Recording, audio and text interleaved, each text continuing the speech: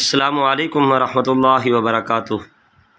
محترم پیارے سامعین و ناظرین، حضرت اقدس شیخ الاسلام مفتی تقی عثمانی صاحب نے آج کے اس بیان کے اندر قرآن پاک کی ایک مختصر سی سورہ مبارکہ کی تفسیر اور فضیلت بیان کر رہے ہیں۔ آپ احباب حضرت کا یہ بیان مکمل سنیں، انشاءاللہ عز و جل آپ اس سورت کو کبھی بھی نہیں چھوڑیں گے، صبح شام اپنی زندگی کا معمول بنا لیں گے۔ اگر آپ نے اس کے اوپر عمل کر لیا تو اللہ تعالیٰ کی ذات سے امید ہے انشاءاللہ اللہ تعالیٰ ہر قسم کے شرور فتنے فسادات سے آپ کی حفاظت فرمائے گا اور اللہ تعالیٰ آپ کو رزق سے مالا مال فرما دے گا۔ آئیے پوری توجہ کے ساتھ حضرت اقدس شیخ الاسلام مفتی تقی عثمانی صاحب کا یہ بیان سنیں۔ نستغفره ونؤمن به ونتوکل علیہ ونعوذ باللہ من شرور انفسنا ومن سیئات اعمالنا من يهده الله فلا مضل له ومن يضلله فلا هادي له وأشهد أن لا إله إلا الله وحده لا شريك له وأشهد أن سيدنا وسندنا ونبينا ومولانا محمدا عبده ورسوله صلى الله تعالى عليه وعلى آله وأصحابه وبارك وسلم تسليما كثيرا، أما بعد فأعوذ بالله من الشيطان الرجيم، بسم الله الرحمن الرحيم، قل أعوذ برب الناس ملك الناس إله الناس من شر الوسواس الخناس الذي يوسوس في صدور الناس من الجنة والناس، آمنت بالله صدق الله مولانا العظيم وصدق رسوله النبي الكريم ونحن على ذلك من الشاهدين والشاكرين والحمد للہ رب العالمین۔ بزرگان محترم اور برادران عزیز، یہ قرآن کریم کی آخری سورت ہے جسے سورۃ الناس کہا جاتا ہے، جو میں نے ابھی آپ کے سامنے پڑھی، اور تقریباً ہر مسلمان کو یہ یاد ہوتی ہے، بکثرت نمازوں میں بھی پڑھی جاتی ہے۔ اس سے پہلے سورۃ الفلق ہے، قل اعوذ برب الفلق من شر ما خلق، اور پچھلے کچھ بیانات میں اس سورۃ الفلق کی بقدر ضرورت تفسیر آپ حضرات کی خدمت میں عرض کر چکا ہوں، اور اس وقت یہ عرض کیا تھا کہ یہ دونوں سورتیں قل اعوذ برب الفلق اور قل اعوذ برب الناس دونوں ایک ہی ساتھ نازل ہوئی ہیں، اور اس وقت نازل ہوئی ہیں جب کچھ یہودیوں نے حضور نبی کریم سرور دو عالم صلی اللہ علیہ وسلم پر جادو کیا تھا، اور اس جادو کے نتیجے میں سرکار دو عالم صلی اللہ علیہ وسلم کو یہ تکلیف ہو گئی تھی کہ بعض اوقات آپ نے کوئی کام کیا ہوتا مگر یہ خیال ہوتا کہ نہیں کیا، تو اس طرح کی صورتحال پیش آتی تھی۔ تو بعد میں پھر اللہ تبارک و تعالی نے دو فرشتوں کے ذریعے نبی کریم صلی اللہ علیہ وسلم کو اس بات سے باخبر فرمایا کہ آپ پر جادو کیا گیا ہے، اور پھر اس جادو کے توڑ کے لیے یہ دو صورتیں اللہ تبارک و تعالی نے نازل فرمائی، اور بعد میں جس شخص نے جادو کیا تھا وہ ایک کنویں میں کچھ گرہیں باندھ کر جادو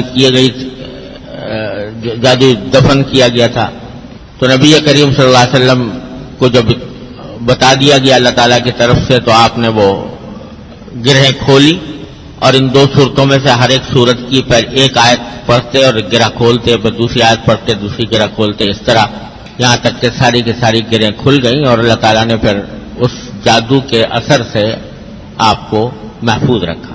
تو ان میں سے پہلی صورت سورۃ الفلق کی تفسیر پچھلے چند بیانات میں بیچ میں وقفے آ گئے تھے، اس سے پہلے تفصیل کے ساتھ الحمدللہ بیان ہو چکا ہے۔ اب یہ سورۃ الناس ہے۔ سورۃ الفلق میں آپ کو اگر یاد ہو تو اس کا ترجمہ یہ تھا کہ نبی کریم صلی اللہ علیہ وسلم سے اللہ تبارک و تعالیٰ نے فرمایا کہ آپ یہ کہہ دیجئے کہ میں پناہ مانگتا ہوں اس اللہ کی جو صبح کا خالق ہے، صبح کا مالک ہے، پناہ مانگتا ہوں ہر اس چیز کے شر سے جو اس نے پیدا کی ہے۔ اور پھر ان میں سے 3 چیزوں کا خاص طور پر ذکر فرمایا تھا کہ اندھیرے کے شر سے جب وہ چھا جائے، اور ان جادوگروں کے شر سے جو گرہوں کے اندر پھونک مار کر جادو کرتے ہیں، اور حسد کرنے والے کے شر سے جب وہ حسد کرے۔ یہ سورہ فلق کا ترجمہ تھا۔ اس دوسری سورہ کا ترجمہ یہ ہے کہ حضور نبی کریم سرور عالم صلی اللہ علیہ وسلم سے اللہ تبارک و تعالیٰ فرما رہے ہیں قل، یعنی کہو۔ کیا کہو؟ یہ کہو کہ اعوذ برب الناس، میں پناہ مانگتا ہوں اس ذات کی جو سارے انسانوں کی پروردگار ہے، پناہ مانگتا ہوں اس ذات کی جو سارے انسانوں کی پروردگار ہے، ملک الناس جو سارے انسانوں پر بادشاہت رکھے ہوئے ہے، الہ الناس جو سارے انسانوں کی معبود ہے، اس کی پناہ مانگتا ہوں۔ کس چیز سے پناہ مانگتا ہوں؟ من شر الوسواس الخناس، اس شیطان کے شر سے جو دل میں وسوسے ڈالتا ہے اور پیچھے ہٹ جاتا ہے۔ الذی یوسوس فی صدور الناس، جو وسوسے ڈالتا ہے لوگوں کے سینوں میں، من الجنۃ والناس، چاہے وہ شیطانی عمل کرنے والا جنات میں سے ہو یا انسانوں میں سے ہو۔ تو ذرا دونوں صورتوں میں تھوڑا سا مقابلہ کر کے دیکھیں تو پہلی صورت میں اللہ تعالیٰ نے فرمایا کہ پناہ مانگتا ہوں ہر اس چیز کے شر سے جو اللہ نے پیدا کیا ہے، جتنی مخلوقات ہیں ان کے شر سے پناہ مانگتا ہوں، وہ چاہے انسان ہو جو تکلیف پہنچانے والے دشمن ہو، چاہے وہ جنات ہوں، چاہے وہ جانور ہوں موذی جانور، چاہے اور کوئی مخلوق ہو جو انسان کو تکلیف پہنچانے والی ہے، ان سب کے شر سے اللہ میں آپ کی پناہ مانگتا ہوں۔ وہاں اس میں یہ فرمایا گیا تھا۔ اور یہاں یہ سورت جو ہے یہ خاص طور سے وسوسے ڈالنے والے شیطان کے شر سے پناہ مانگنے کے لیے ہے۔ من شر الوسواس الخناس الذی یوسوس فی صدور الناس من الجنۃ والناس۔ تو پہلی صورت میں در حقیقت انسان کو پناہ مانگنے کی تلقین فرمائی گئی ہے ہر اس مصیبت سے یا ہر اس تکلیف سے جو اسے کسی بھی مخلوق سے پہنچے۔ انسان دشمن ہے، مثلا کوئی دشمنی پر آمادہ ہے، تکلیف پہنچانا چاہتا ہے، حسد کرنے والا ہے، حسد کر رہا ہے اور حسد کی وجہ سے تکلیف پہنچا رہا ہے، یا اور کوئی اس کو دشمنی ہے جس کی وجہ سے وہ تکلیف پہنچانا چاہتا ہے، یا جانور ہے کوئی تکلیف پہنچانا چاہتا ہے، کوئی ڈاکو ہے، کوئی چور ہے، ان سب کے شر سے پناہ مانگی گئی ہے۔ تو اس میں در حقیقت پناہ مانگی گئی ہے ان مصیبتوں سے اور ان تکلیفوں سے جو انسان کے جسم کو پہنچ سکتی ہیں۔ اور یہ سورۃ الناس میں در حقیقت پناہ مانگی گئی ہے ان لوگوں کے شر سے جو دنیا میں تو چاہے نقصان کوئی خاص نہ پہنچائیں، لیکن آخرت میں نقصان پہنچانے والے ہیں، کہ دل میں وسوسے ڈال کر انسان کو کفر میں مبتلا کر دیں، شرک میں مبتلا کر دیں، اللہ بچائے گناہوں میں مبتلا کر دیں، معصیتوں کا عادی بنا دیں، ان کے شر سے پناہ مانگی ہے۔ تو اگر خلاصہ دیکھا جائے تو سورہ فلق میں پناہ طلب کی گئی ہے ان نقصانات سے اور ان تکلیفوں سے جو انسان کے ظاہری جسم پر دنیا کے اندر پیش آئے ہیں، ان سے پناہ مانگی گئی۔ اور سورہ ناس میں اس نقصان سے پناہ مانگی گئی ہے جو انسان کو آخرت میں نقصان پہنچائے، اس کی آخرت تباہ کر دے، دنیا بھی خراب کرے اور آخرت بھی خراب کرے، بعض اوقات ایسا بھی ہو سکتا ہے، اس سے پناہ مانگی گئی ہے۔ اور یہی وجہ ہے کہ عجیب ترتیب اللہ تعالیٰ نے رکھی ہے۔ وہاں قل اعوذ برب الفلق میں اللہ تبارک و تعالیٰ کی صرف ایک صفت بیان فرمائی، قل اعوذ برب الفلق، میں پناہ مانگتا ہوں اس ذات کی جو پاؤں پھٹنے کی مالک ہے، یعنی صبح کی مالک، صبح کے وقت کی مالک ہے۔ اتنی بس ایک صفت ذکر فرمائی جس کی تفصیل میں پہلے بیان کر چکا ہوں کہ جیسے صبح ہوتی ہے تو ظلمت چھٹ جاتی ہے، تاریکی دور ہو جاتی ہے، اندھیرا ختم ہو جاتا ہے. تو اللہ تبارک و تعالی ہر اندھیرے کو دور کرنے والا، ہر تاریکی کو ختم کرنے والا، ہر شر کو دور کرنے والا.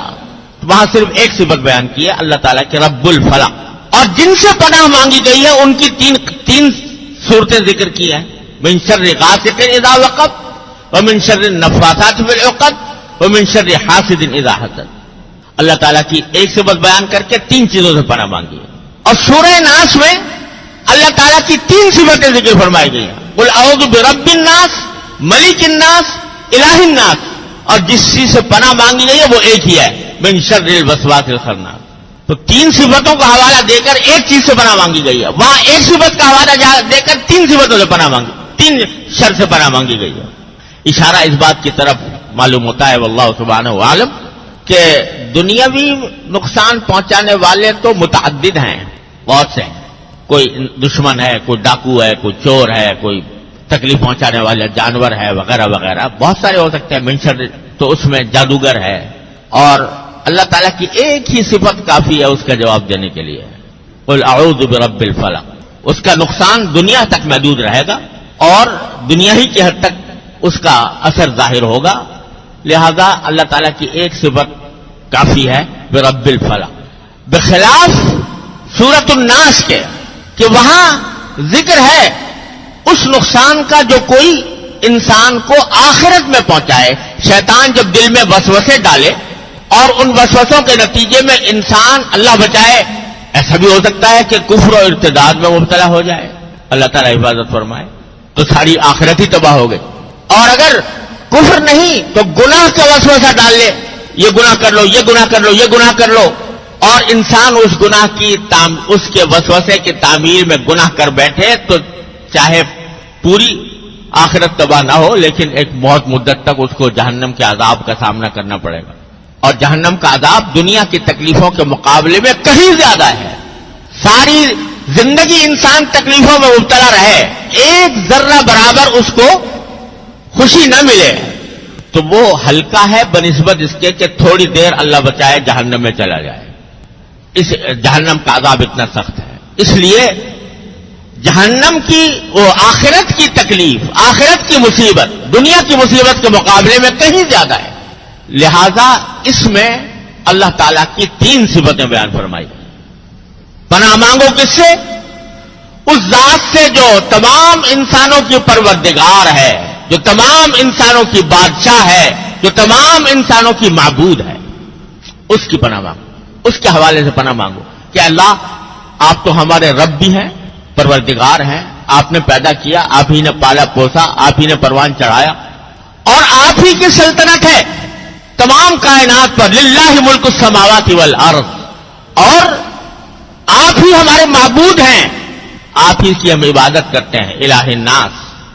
تو ہمیں اس شیطان سے پناہ میں رکھیے، اپنی پناہ میں، جو وسوسے ڈال کر پیچھے ہٹ جاتا ہے. اور تینوں صفتیں وہ ذکر کی گئی ہے اللہ تعالیٰ کی جو حفاظت کے اوپر دلالت کر.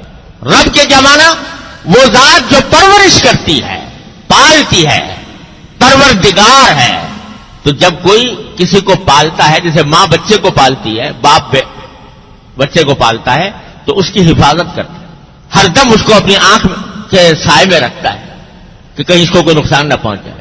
اسی طرح ملک الناس بادشاہ ہوتا ہے. اگر کوئی صحیح معنی میں بادشاہ ہو، صحیح معنی میں حکمران ہو، تو وہ اپنی رعیت کی حفاظت کرتا ہے، اس کی نگہداشت کرتا ہے کہ کوئی اس کو نقصان نہ پہنچ جائے. اور جب کوئی الہ الناس یعنی وہ معبود ہے، تو جو معبود ہے تو جو بندہ اس کی عبادت کر رہا ہے اس کی وہ حفاظت کرتا ہے. جو میری عبادت کرتا ہے میں اس کی حفاظت کرتا ہوں. تو یہ تینوں صفتیں اللہ تعالیٰ کی ایسی ذکر فرمائی گئی ہیں کہ جو حفاظت کا مفہوم اپنے اندر رکھتی ہیں کہ آپ تو ہماری حفاظت کرنے والے، ہم آپ کی پناہ میں، ہم آپ کی پناہ مانگتے ہیں. اور بعض علماء کرام نے اس میں یہ نقطہ بھی ذکر کیا ہے کہ تین ہے نا، رب الناس، ملک الناس، الہ الناس، تین صفتیں اللہ کی ذکر کی ہیں اللہ تبارک و تعالیٰ کی. تو رب سے اشارہ ہے انسان کے بچپن کی طرف. کہ بچپن میں اس کے نشو و نما کا دور ہوتا ہے، اس کو اللہ تعالیٰ پالتے ہیں. تو رب الناس یہ ہے بچوں کے لیے، بچپن کے لیے. ملک الناس یہ ہے جوانوں کے لیے، کہ جب جوان ہوتا ہے تو پھر اس وقت اس کو پتہ چلتا ہے کہ میں اللہ تعالیٰ کی بادشاہی میں آیا. اور جب بڑھاپا ہوتا ہے تو بڑھاپے میں آدمی اللہ تعالیٰ کی طرف رجوع کرتا ہے، عبادت میں زیادہ لگتا ہے، تو الہ الناس، تو وہ اس وقت الہ الناس فرمایا گیا. بہرحال خلاصہ یہ کہ اللہ تعالیٰ کی 3 صفتوں کا حوالہ دے کر اللہ تبارک و تعالیٰ تلقین فرما رہے ہیں کہ تم یہ کہو کہ میں پناہ مانگتا ہوں اس ذات کی جو سارے انسانوں کی پروردگار ہے، سارے انسانوں کی بادشاہ ہے، سارے انسانوں کی معبود ہے. پناہ کس سے مانگتا ہوں؟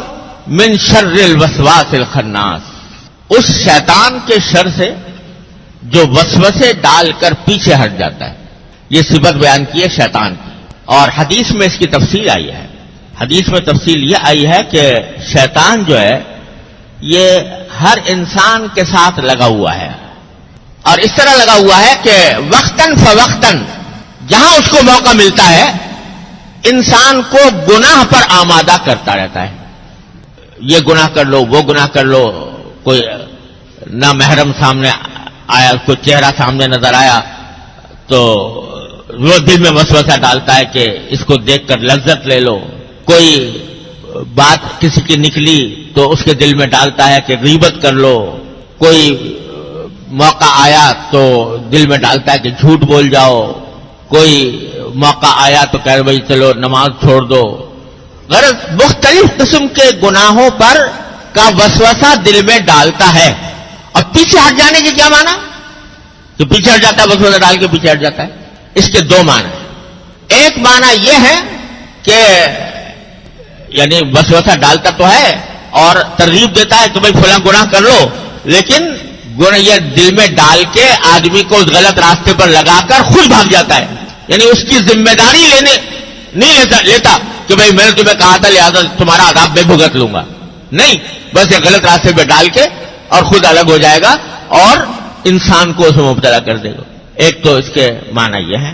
اور دوسرے معنی حدیث میں رسول کریم سرور عالم صلی اللہ علیہ وسلم نے ارشاد فرمائے کہ شیطان کا معاملہ یہ ہوتا ہے انسان کے ساتھ کہ وہ اس کے دل میں برے برے خیالات، برے برے ارادے پیدا کرتا ہے، لیکن جو ہی ان ارادوں کے پیدا کرنے کے بعد جو ہی اللہ کا بندہ اللہ تبارک و تعالیٰ کا ذکر کر لیتا ہے تو فوراً پیچھے ہٹ جاتا ہے، بھاگ جاتا ہے. یعنی اللہ تبارک و تعالیٰ اس لفظ کے ذریعے اس بات کی طرف اشارہ کر رہے ہیں کہ ڈرو مت زیادہ اس کے وسوسے سے. یہ جو ہے تو خطرناک، اگر وسوسہ کام کر گیا تمہاری آخرت تباہ کر دے گا، لیکن زیادہ ڈرنے کی بات نہیں، کیونکہ یہ وسوسہ ڈالتا ضرور ہے، لیکن جو ہی تم اللہ تعالیٰ کی طرف رجوع کرو گے، اللہ تعالیٰ کی پناہ مانگو گے، اللہ تعالیٰ کا ذکر کرو گے، یہ پیچھے ہٹ جائے گا. یہ معنی ہے الوسواس الخناس. اسی لیے قرآن کریم نے فرمایا کہ اما ينزغنك من الشیطان نزغ فاستعذ باللہ من الشیطان الرجیم، کہ جب اگر یہ شیطان کی طرف سے کوئی کچوکا لگے، تمہیں لفظ استعمال کیا قرآن کریم نے کچوکا لگے، یعنی وہ تمہارے دل میں کوئی وسوسہ ڈالے، برا ارادہ ڈالے، فوراً اللہ کی پناہ مانگ لو. یا اللہ میں آپ کی پناہ مانگتا ہوں، یہ شیطان میرے دل میں ڈال رہا ہے یہ باتیں، میں آپ کی پناہ مانگتا ہوں. ذکر اللہ تعالیٰ سے کی پناہ مانگ لو، اللہ تعالیٰ کی طرف رجوع کر لو، تو اللہ تعالیٰ کے کی طرف رجوع کرنے کے نتیجے میں اور اللہ کا ذکر کرنے کے نتیجے میں رسول کریم صلی اللہ علیہ وسلم فرماتے ہیں کہ یہ پیچھے ہٹ جائے گا، یہ تمہیں پھر آگے زیادہ نقصان نہیں پہنچا سکتا. تو یہ معنی ہے من شر الوسواس الخناس. فرمایا کہ اس کا تو طریقہ ہی یہ ہے شیطان کا کہ آئے گا، وسوسہ ڈالے گا، ارادہ گناہ کا پیدا کرے گا. اگر بندے نے اللہ کا ذکر نہیں کیا، اللہ تعالیٰ کی طرف رجوع نہیں کیا، اللہ تعالیٰ کو یاد نہیں کیا، وہ اپنے کام میں، اپنے مقصد میں کامیاب ہو جائے گا، تمہیں گناہ میں مبتلا کر دے گا. لیکن اگر اس موقع پر تم اللہ کو یاد کر لو، اللہ کی پناہ لے لو، اللہ سے پناہ مانگ لو، تو یہ شیطان پیچھے ہٹ جائے گا.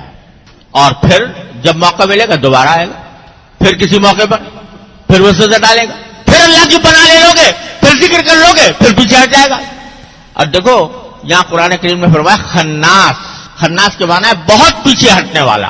ایک لفظ ہوتا ہے خانس عربی میں جس کے معنی ایک مرتبہ پیچھے ہٹنے والا, اور خناس کے معنی بہت پیچھے یعنی بار بار پیچھے ہٹنے والا.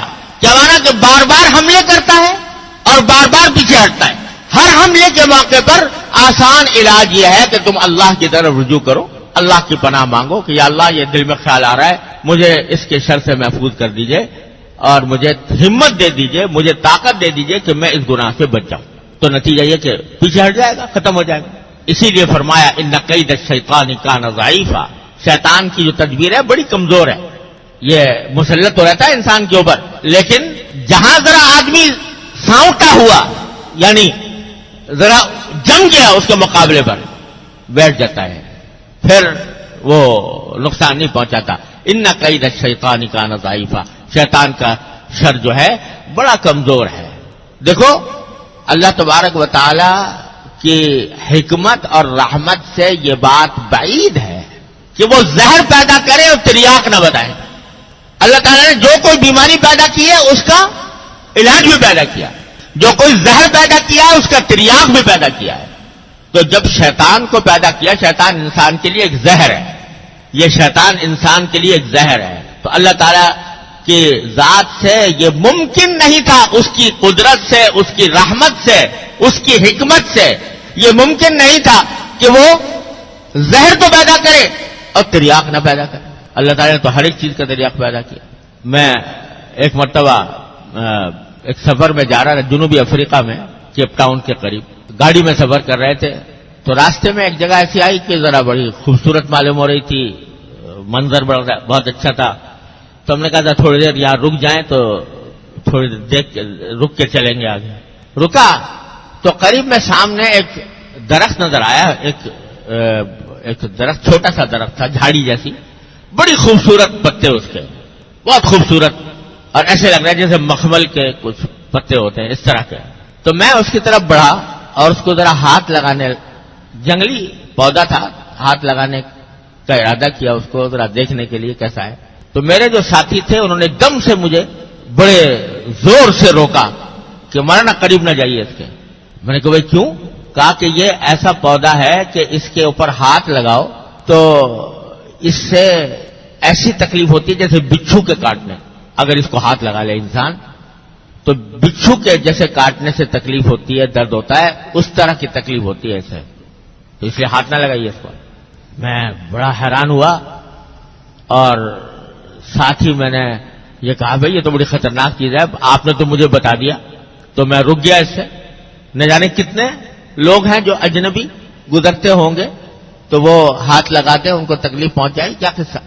تو انہوں نے کہا مگر جی ایک عجیب بات یہ ہے کہ جہاں یہ پودا ہوتا ہے اسی کے جڑ میں ایک اور پودا نکلتا ہے, اور اس کو ہاتھ لگا کر جو تکلیف اگر ہو گئی ہے اس کو ہاتھ لگا دے تو وہ دور ہو جاتی ہے.